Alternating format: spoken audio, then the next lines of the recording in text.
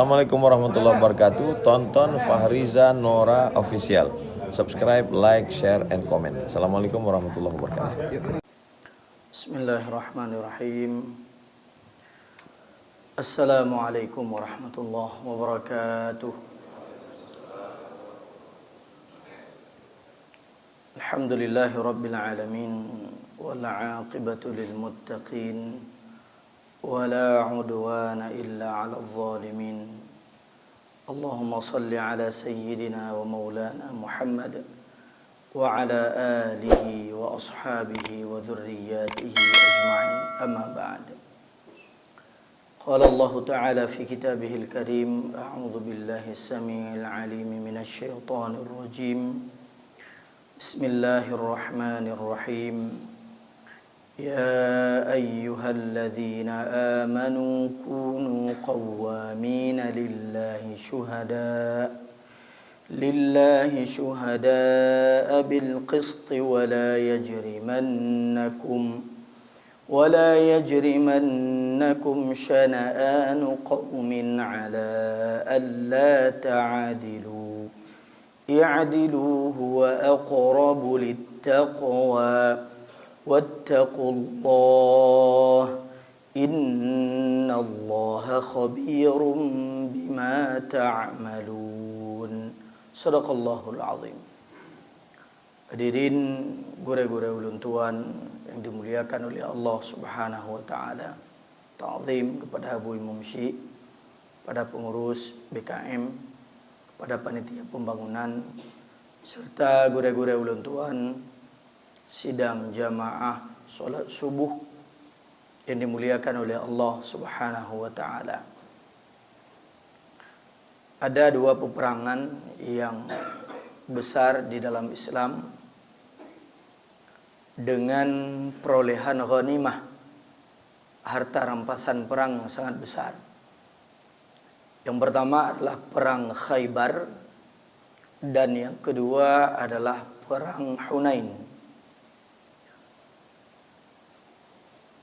Perang Hunain ini terjadi sekitar 3 bulan setelah Fathu Mekah.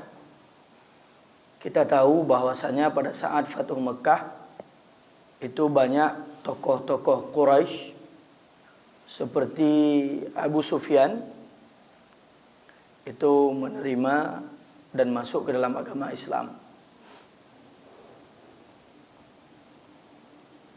Kemudian pada saat peperangan tersebut terjadi, yaitu pada tahun ke-8 Hijriah, tidak jauh Hunain itu dari Mekah. Bahkan satu tempat yang disebut dengan Ji'ranah itu merupakan miqat bagi orang-orang yang berniat ihram, baik ketika umrah maupun ketika ingin melaksanakan ibadah haji. Setelah perang Hunain tersebut, dengan bertambahnya pasukan orang-orang Islam dari kalangan Ansar yang setia mendampingi Rasulullah sallallahu alaihi wasallam dan juga dari kalangan Muhajirin ditambah orang-orang Mekah yang baru masuk ke dalam agama Islam. Pada saat itu harta rampasan perang luar biasa banyaknya. Karena musuh lari tunggang langgang meninggalkan harta mereka. Mereka meninggalkan ribuan unta, kemudian puluhan ribu ekor kambing dan domba, kemudian puluhan ribu dinar dan dirham, dan tawanan perang yang sangat banyak. Lalu Rasulullah sallallahu alaihi wasallam memanggil mereka yang baru saja masuk Islam, termasuk Abu Sufyan. Abu Sufyan dipanggil oleh Rasulullah, kemudian dikatakan kepada Abu Sufyan, "Wahai Abu Sufyan, pilihlah unta-unta merah ini berapapun yang kau inginkan. Ambil yang baik-baik, ambil yang indah-indah, ambil yang bagus-bagus." Unta merah itu yang mungkin harganya lebih daripada 500 juta. Disebut dalam bahasa Arab dengan humurin ni'am. Kemudian Abu Sufyan diberikan 100 ekor unta merah yang dia pilih sendiri. Kemudian ditanyakan oleh Rasulullah, apakah ini cukup wahai Abu Sufyan? Ya, alhamdulillah cukup. Cuman menyena netamah jijit. Abu Sufyan. Kemudian Rasulullah mengatakan, ambillah, tambahkan. Sehingga Abu Sufyan mendapatkan 200 ekor unta. Bayangkan, 200 ekor unta. Bahkan Abu Sufyan sempat mengatakan, saya tidak pernah mendapatkan seperti ini dalam masa jahiliyah saya. Kemudian dipanggil pembesar-pembesar Quraisy yang lain yang sudah memeluk agama Islam. Kemudian diberikan hal yang sama kepada anaknya Abu Sufyan, kepada pemuka-pemuka Quraisy yang lain. Tiba-tiba harta itu hampir habis. Tinggallah orang-orang Ansar. Orang-orang Ansar kita tahu mereka adalah penduduk Madinah yang menerima Rasulullah ketika terusir dari Mekah. Kemudian mereka melihatnya Rasulullah kagak bagi ke penduduk Mekah, kepada saudara-saudara sekabilahnya, kepada sukunya sendiri, kepada keluarganya sendiri.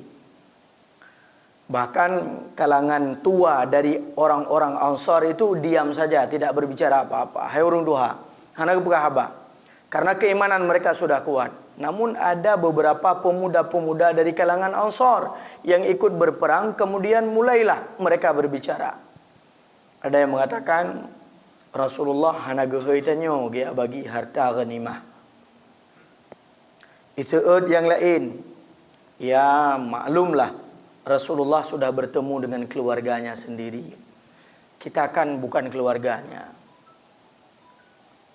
Kemudian desas-desus ini didengar oleh Sa'ad bin Ubadah. Sa'ad dari kalangan Ansar sahabat itu ada dua orang. Sa'ad bin Mu'adz dan Sa'ad bin Ubadah. Sa'ad bin Mu'adz terlebih dahulu beliau syahid, ya, meninggal setelah perang Khandaq tahun ke-5 Hijriah. Jadi Sa'ad bin Ubadah ini tidak nyaman hati beliau ketika mendengar desas-desus tentang Rasulullah yang katanya berlaku tidak adil. Membagikan harta ghanimah yang banyak kepada orang-orang Mekah lalu meninggalkan orang-orang Ansar. Kemudian datanglah beliau kepada Rasulullah sallallahu alaihi wasallam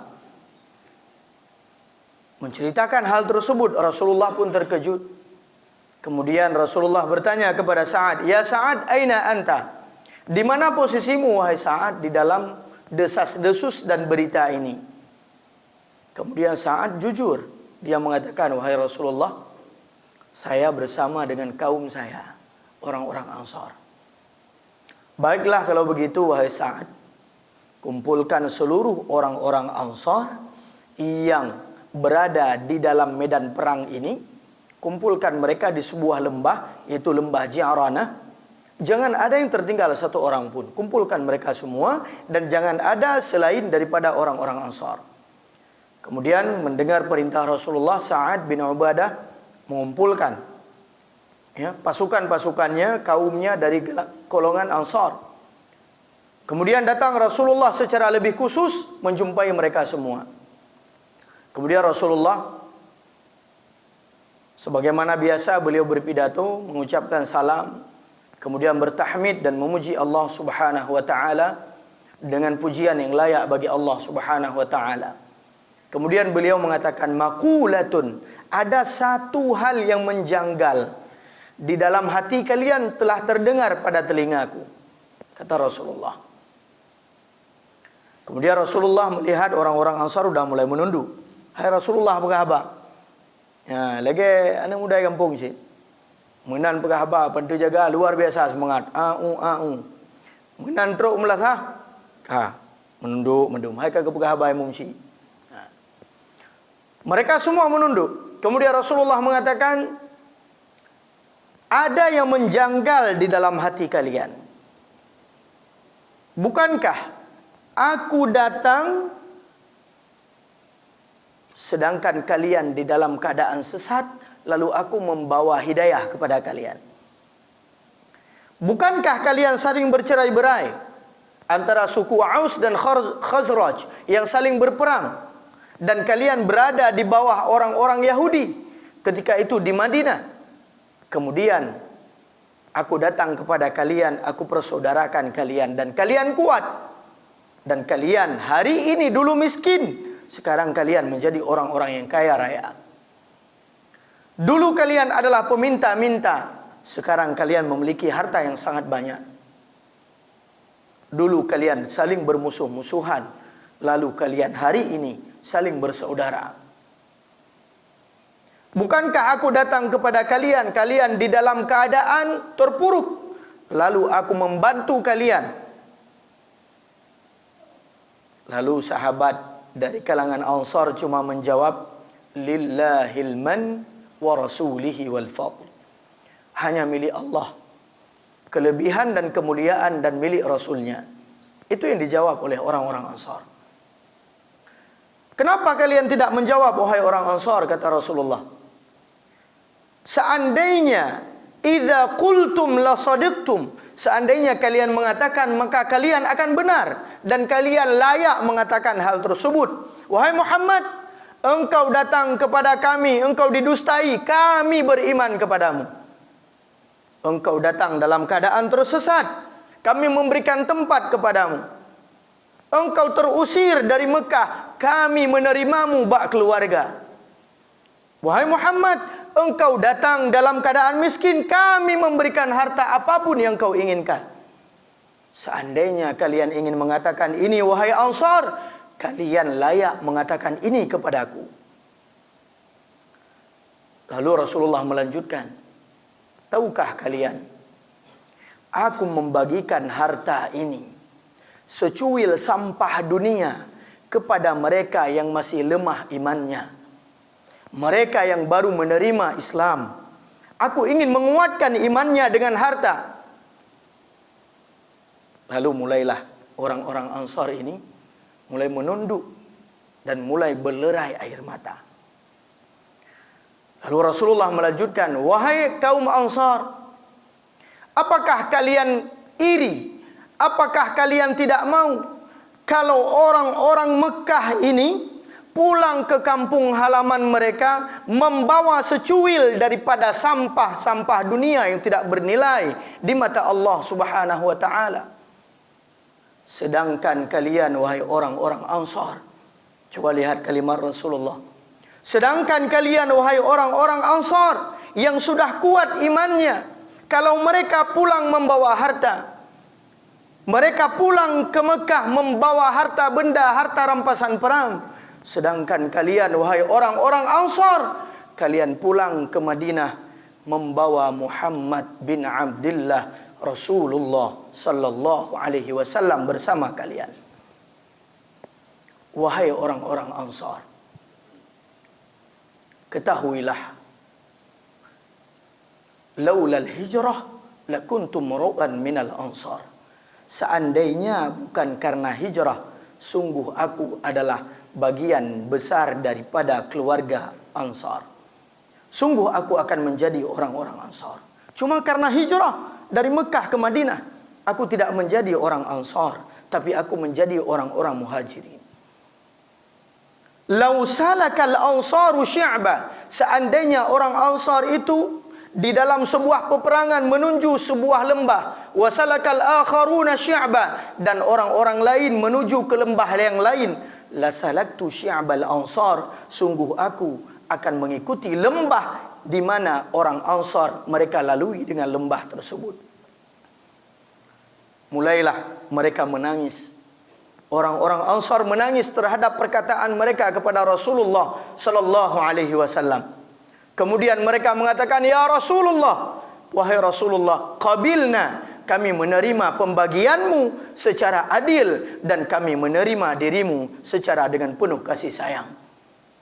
Kemudian Rasulullah mengangkat tangannya dan beliau berdoa kepada Allah, Allahumma arhamil ansar. Ya Allah, rahmatilah orang-orang Ansar, wa abna al-ansar, dan anak cucu daripada keturunan orang-orang Ansar. Sehingga Allah menyebutkan di dalam Al-Quran, وَمَا لِلظَّالِمِينَ مِنْ أَنْصَارٍ, dan tidak ada orang-orang zalim daripada kalangan orang-orang Ansar dengan doa Rasulullah sallallahu alaihi wasallam. Hadirin yang dimuliakan oleh Allah Subhanahu wa taala.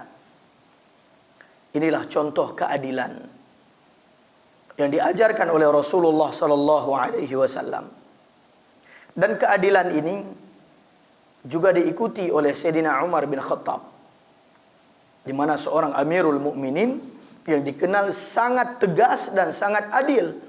Al-Faruq, digelari dengan Al-Faruq karena beliau adalah yang membedakan antara yang hak dan yang batil, antara yang halal dan haram. Pada saat pembangunan Masjid Amr bin As di Mesir, pada saat itu diutus gubernur-gubernur ke berbagai daerah. Amr bin As diutus ke Mesir. Yang masjid yang didirikan disebut dengan Masjid Amr bin As. Alhamdulillah masjidnya sangat luas. Kami pernah beriktikaf di masjid tersebut, sangat nyaman dan sangat indah. Pada saat pembangunan Masjid Amr bin As, ada perluasan lahan. Lagi masjid tengok perluasan lahan. Pada saat perluasan lahan dan pembebasan lahan tersebut, ada rumah seorang Yahudi tua. Yahudi yang miskin. Gubu. Dia punya gubu. Gubu ini milik Yahudi.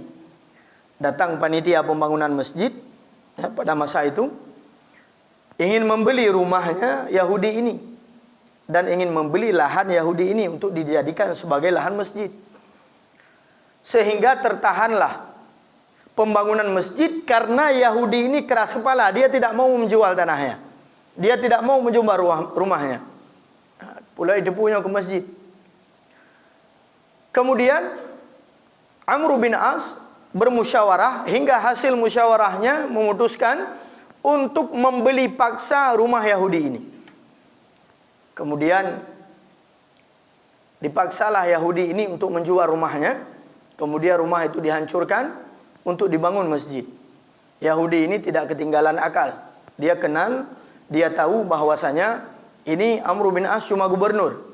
Ada seorang Amirul Mukminin, khalifah di sana, pemimpin yang lebih besar, Umar bin Khattab. Datang dia dari Mesir, dia datang ke Madinah untuk berjumpa dengan Umar bin Khattab. Sesampainya di Madinah, dia pikir bahwasanya kalau istana tempat Amr bin As seorang gubernur itu sangat besar rumahnya, apalagi kalau Amirul Mukminin. Ternyata dia berjumpa dengan Amirul Mukminin sedang berteduh dan tidur di bawah pokok kurma. Ada tanah gemsada bak pokok kurma. Terkejut Yahudi ini melihat kondisi daripada Umar bin Khattab. Kemudian dia menceritakan tentang kezaliman yang dilakukan oleh Amr bin As terhadap dirinya. Kemudian Sayyidina Umar mengatakan kepada bawahannya, tolong ambilkan tulang. Diambillah tulang keledai. Diambil pedang oleh Sayyidina Umar, digaris di atas pedang tersebut. Yang pertama garis lurus dari atas ke bawah. Kemudian dibuat garis dari kiri ke kanan. Beliau mengatakan, wahai fulan, tolong serahkan ini dari Umar kepada Amr bin As. Yahudinya heran. Nyo tajak tak lapor masalah rumah hujung dulu. Kakak sesuai perintah. Dia membawa tulang tersebut, kemudian berjumpa dengan Amr bin As. Melihat tulang yang digaris dengan pedang oleh Sayyidina Umar, Amr bin As seketika bergetar. Mendadak ke? Kemudian dia katakan kepada bawahannya, wahai fulan, bangun kembali rumah Yahudi ini. Serahkan kembali tanahnya. Kita tidak jadi membangun masjid. Hirang Yahudinya cuma tikrek tulang, langsung mengubah sebuah kebijakan. Perpres berganti atau pergub ganti gara-gara satu tulang. Kemudian ditanyakan, wahai gubernur, wahai Amr bin As, saya tidak paham, kenapa engkau begitu takut dengan tulang ini? Padahal hanya sekedar tulang yang digaris dengan pedang.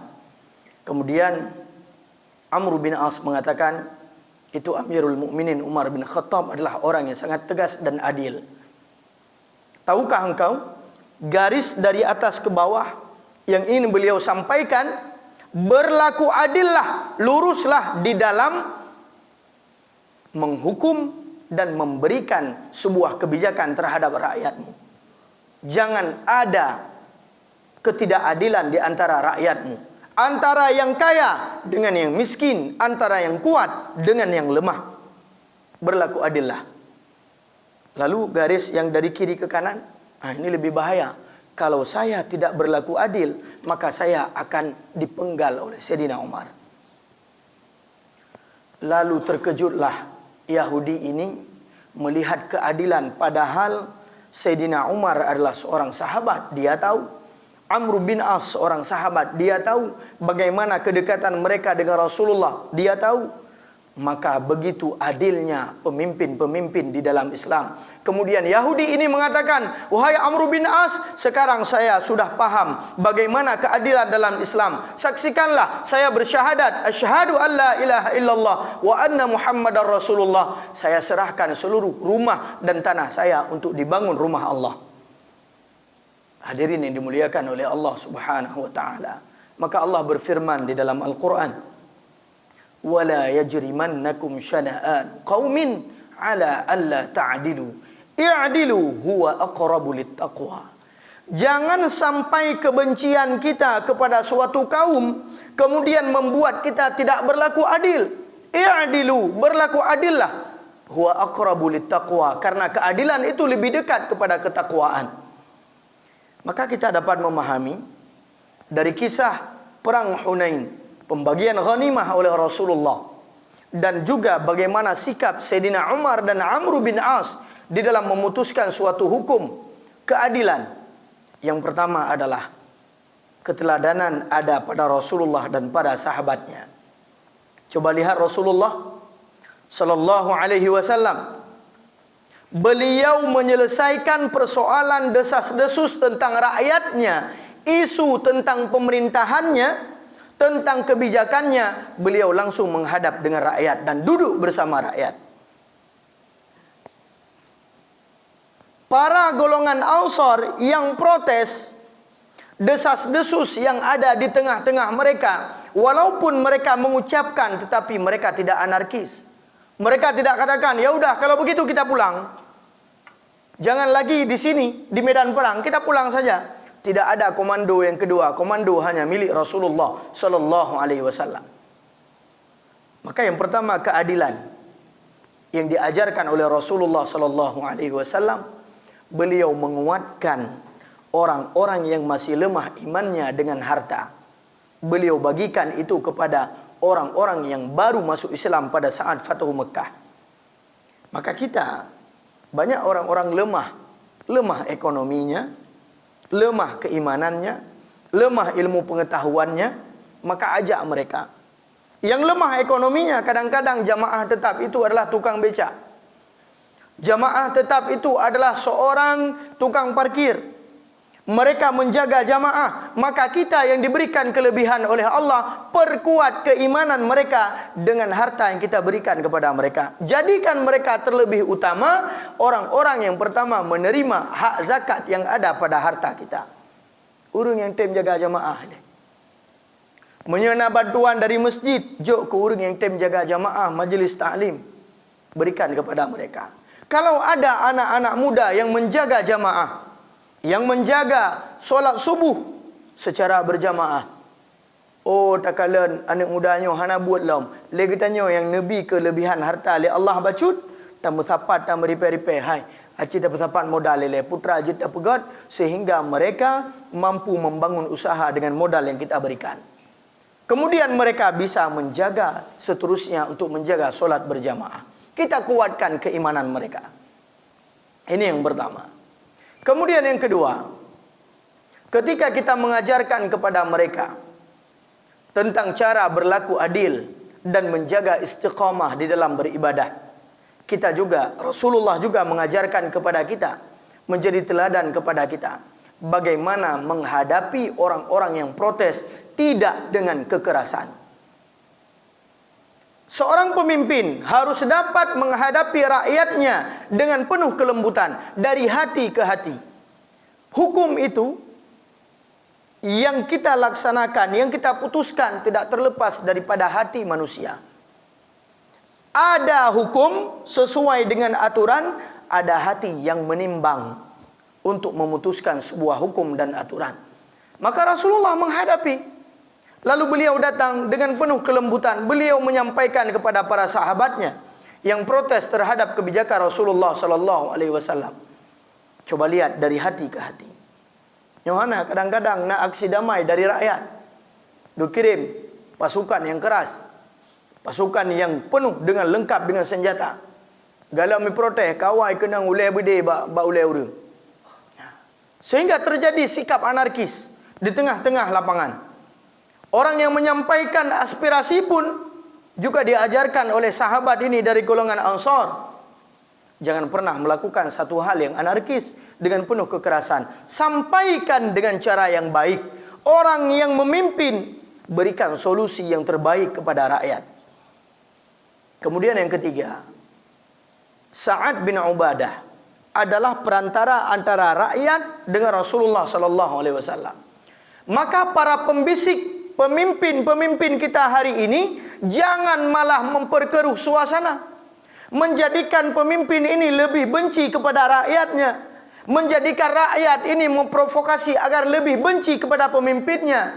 Tetapi beliau menjadi penengah antara pemimpin dan rakyat untuk menemukan sebuah solusi. Coba lihat Sa'ad bin Ubadah, beliau datang dengan baik kepada Rasulullah, beliau membawa aspirasi rakyatnya kepada Rasulullah. Maka pemimpin gedanya, caleg gedanya, legislatif gedanya, harus bisa menyuarakan suara rakyat, membawa suara ini kepada pemerintah, kepada pemimpin yang lebih tinggi dengan jalan yang baik untuk menjadikan kemaslahatan antara pemimpin dengan rakyat dan rakyat dengan pemimpin, menjadi penengah. Tapi lewatnya yang terjadi kan lagi kan. Ya, orang yang duduk di samping pemimpin, ikalan rakyat kamu mulai benci kepada pemimpin, itamah apui. Menyegah awal yang boleh dua, nyo itamah yang boleh. Maka ini menjadi masalah. Lihat bagaimana teladan Sa'ad bin Ubadah yang tidak ingin perpecahan terjadi di tengah-tengah umat Islam. Hadirin yang dimuliakan oleh Allah Subhanahu wa taala. Kemudian dari kisah yang kelima, dari kisah Amr bin As kita paham, kita sebagai pemimpin, kita adalah pemimpin di tingkat keluarga paling kecil, yang belum berkeluarga, pemimpin terhadap dirinya sendiri. Yang sudah berkeluarga, pemimpin di dalam keluarga. Yang ada di kampung, pemimpin di tingkat kampung, kecamatan, di tingkat kabupaten kota, di tingkat provinsi, dan juga di tingkat nasional. Kita adalah seorang pemimpin. Berlaku adillah. Jangan kita tidak berlaku adil gara-gara kita benci terhadap suatu kaum yang membenci kita. Wala yajrimannakum syana'anu qaumin ala alla ta'dilu. I'dilu huwa aqrabu littaqwa. Jangan karena kebencian kepada suatu kaum kita bersikap tidak adil. Nyocit urang hantam kerja utu masjid. Hantam kerja majlis taklim. Yang naik ganya gepede musik, asaikai musuadan ka gepede musik. Cuman bak tanah peluah masjid roh rumah ganya. La musyawarah ke kunjule urang. Oh menyanyi nak apa ya ada berdimang. Oh motokro tiga ada berada juga nganggaknya hana kita biar tiga juinan. Tidak boleh. Seorang Yahudi yang menghalangi pembangunan masjid Yahudi tunggu. Seorang Yahudi yang menghalangi pembangunan masjid Amr bin As di Mesir. Sayyidina Umar berlaku adil kepadanya. Maka ini teladan bagi kita. Menjadi penuntun bagi kita, tuntunan bagi kita. Bagaimana perintah agama untuk berlaku adil kepada siapapun, apalagi sesama umat Islam, sesama kita. Maka kita harus berlaku adil terhadap mereka. Hadirin yang dimuliakan oleh Allah Subhanahu wa taala. Yang terakhir, kesimpulan yang dapat kita sampaikan daripada kisah Rasulullah sallallahu alaihi wasallam dan Amr bin As adalah keadilan itu lebih dekat kepada ketakwaan. Huwa aqrabu littaqwa. Orang yang dapat berlaku adil adalah orang yang takut kepada Allah. Pemimpin yang dapat berlaku adil adalah pemimpin yang benar-benar takut kepada Allah, bukan takut aspirasi dan pokirnya hilang. Yang bukan takut jabatannya hilang. Pemimpin yang adil adalah mereka, kalau mereka zalim terhadap rakyat, kalau mereka curang terhadap rakyat, kalau mereka khianat terhadap janji kepada rakyat, maka mereka takut kepada azab Allah Subhanahu wa taala.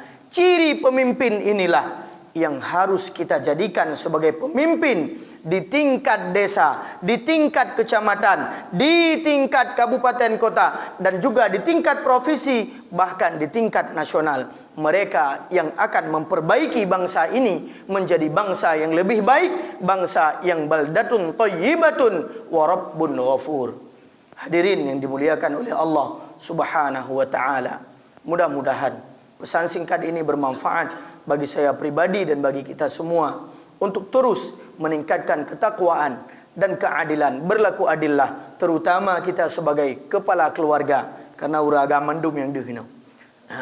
Kepala keluarga, maka kita berlaku adil terutama antara anak-anak kita, antara menyenap rumah dua boh, antara istri-istri kita menyataboh cika ade sebab hana dua, antara keluarga-keluarga kita, berlaku adillah kepada mereka, karena ini awal daripada tuntunan agama untuk berlaku adil di tengah-tengah manusia. Mudah-mudahan bermanfaat. Billahi fi sabilil haq. Subhanakallahumma wa bihamdik, asyhadu an la ilaha illa anta, astaghfiruka wa atubu ilaik. Assalamualaikum warahmatullahi wabarakatuh.